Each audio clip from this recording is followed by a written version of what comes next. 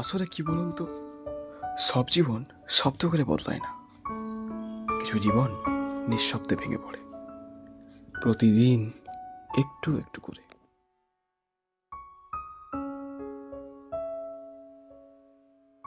এই ছেলেটারও জীবন তেমনই ছিল, না খুব খারাপ না খুব ভালো, শুধু চলছিল। চারপাশে সবাই কোথাও পৌঁছাতে ব্যস্ত, আর সে সে শুধু দাঁড়িয়ে দেখছে সময় কিভাবে এগিয়ে যায়।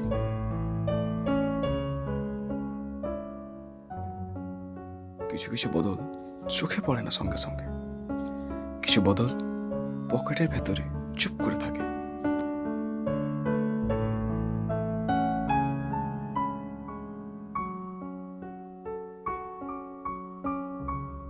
এখনো সে জানে না যে কাগজটা সে ছুঁয়ে দেখছে সেটা তার জীবনের হিসেব পুরো বদলে দিতে চলেছে।